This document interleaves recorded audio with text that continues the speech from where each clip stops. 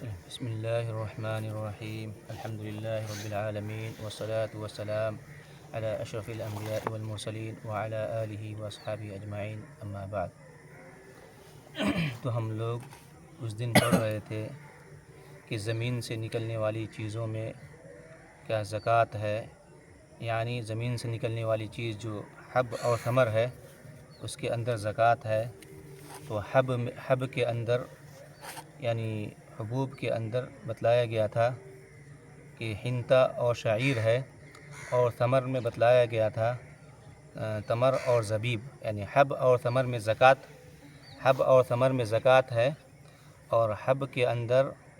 بتلایا گیا تھا کہ حنطہ اور شعیر اس کے اندر زکوٰۃ ہے، اور ثمر میں بتلایا گیا تھا کہ تمر یعنی کھجور اور زبیب میں زکوٰۃ ہے۔ تو کہتے ہیں کہ ان چاروں چیزوں کے بارے میں تمام لوگوں کا اتفاق ہے، جیسا کہ ابن المنذر اور ابن عبد البر، ابن رشد اور امام شنقیطی وغیرہ نے اجماع بھی اس پر نقل کیا ہے کہ ان چار چیزوں میں تو کسی کا اختلاف نہیں ہے، ان چار چیزوں میں زکوٰۃ ہونے میں کسی کا اختلاف نہیں ہے، کیونکہ نبی کریم صلی اللہ علیہ وسلم نے ان میں زکوٰۃ لینے کا حکم دیا تھا، اور نبی کریم صلی اللہ علیہ وسلم کے زمانے سے لے کر آج تک ان چیزوں میں زکوٰۃ لی جا رہی ہے۔ اور مسئلہ پیدا ہوتا ہے کہ اس کے علاوہ کی چیزوں کا کیا حکم ہے، یعنی اس کے علاوہ کی جو چیزیں ہیں، یعنی حبوب میں اور ثمار میں جو اس کے علاوہ ہیں، یا کہ خضروات اور فواکہ ہیں، تو اس کا کیا حکم ہے؟ تو یہ سب کیا ہے؟ مختلفی امور ہیں، یعنی اس کے علاوہ جتنے بھی ہیں یہ سب مختلفی امور ہیں۔ تو اس سلسلے میں یعنی امام ابو حنیفہ کا یہ مسلک ہے کہ زمین سے ہر نکلنے والی چیز کے اندر زکوٰۃ ہے، زمین سے ہر نکلنے والی چیز میں زکوٰۃ ہے، اور علماء کرام نے انہی کے قول کو راجح قرار دیا کہ یہی قول راجح ہے، زمین سے جو بھی نکلے ان تمام چیزوں کے اندر کیا زکوٰۃ ہے۔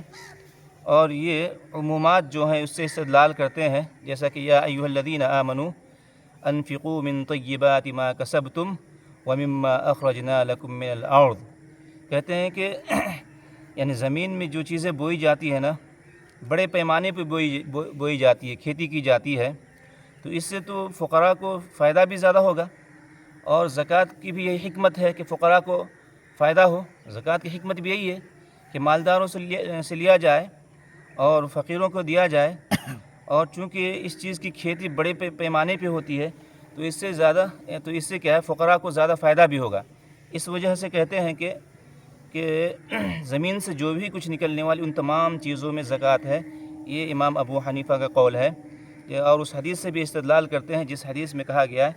کہ آسمان سے جس کو پٹایا گیا ہو، یعنی بارش سے جس زمین کو پٹایا گیا ہو اس میں کیا ہے؟ عشر ہے، اور جس میں محنت کے ذریعے سے پٹایا گیا ہو اس میں کیا نصف عشر ہے، اس سے بھی وہ استدلال کرتے۔ تو یہ امام ابو حنیفہ کا قول ہے، اور اسی قول کو علماء کرام نے راجح قرار بھی دیا ہے۔ اور دوسرا قول ہے امام شافعی کا۔ امام شافعی کہتے ہیں کہ بھائی یعنی زمین سے نکلنے والی چیز یعنی حبوب اور ثمار میں زکوٰۃ واجب نہیں ہوگا الا یہ کہ وہ قوت ہو، یعنی قوت کہتے ہیں ای ما بہ یعیش البدن غالباً، یعنی جس کے ذریعے سے انسان کیا ہے؟ غذائیت حاصل کرتا ہے، یعنی ان کے پاس علت قوت ہونا، قوت طعم، اور یہی علت آپ کو بتلایا تھا قیاس کے اندر کہ ربا کے اندر بھی امام شافعی کے پاس یہی علت ہے، یعنی طعم یعنی قوت، جس کے ذریعے سے غذائیت انسان حاصل کرتا ہو، وہ گویا کہ ربا میں بھی ان کے پاس علت ہے، اور یہاں پر بھی ان کے پاس یہی علت ہے، یعنی جس کے ذریعے سے انسان کیا ہے؟ عام طور سے یعنی غذائیت حاصل کرتا ہے، تو ایسی چیزوں کے اندر گویا کہ زکوٰۃ ہے۔ تو ان کے پاس علت قوت کیا ہے؟ ان کے پاس علت ہے، تو گویا کہ ان کے اندر ثمار میں حبوب میں جو قوت کا کام دے، جیسا کہ حنطہ، شعیر، اسی طریقے سے ارز، عدس، یہ تمام چیزیں کیا ہے؟ قوت کا کام دیتا ہے، یعنی غذائیت کا کام دیتا ہے، تو ان تمام چیزوں کے اندر کیا ہے؟ امام شافعی کے پاس کیا ہے؟ زکوٰۃ ہے۔ اسی طریقے سے امام مالک کہتے ہیں یعنی جس کو ادخار کیا جاتا ہو اور جو غذائیت کا کام، ان کے پاس دو چیزیں ہیں، یعنی زکوٰۃ واجب ہونے کے لیے دو چیزیں ہیں، اور اسی طریقے سے ربا کے لیے بھی ان کے پاس دو علت، یہی دو علت ربا کے لیے بھی ہے، ربا کے لیے بھی ان کے پاس یہی دو علت ہے کہ جس کو کیا ہے ادخار کیا جاتا ہو اور جو قوت کا کام دیتا ہو تو اسی میں کیا ہے زکوٰۃ واجب ہوگا، اور اسی میں ربا بھی ہوگا، ان کے پاس ربا بھی اسی میں ہوگا، جیسا کہ یعنی یہ ہو گیا قمح، شعیر، پھول، عدس، تمر، ان تمام چیزوں میں کیا ہے امام مالک کے پاس زکوٰۃ واجب ہوگا، اور اس قید کے ذریعے سے، ادخار کے قید کے ذریعے سے جتنے بھی فواکہ سب نکل جائیں گے، ادخار کی قید کی وجہ سے جتنے بھی فواکہ ہیں یہ سب کے سب نکل جائیں گے۔ اور امام مالک یہ کہتے ہیں کہ سنت یہی ہے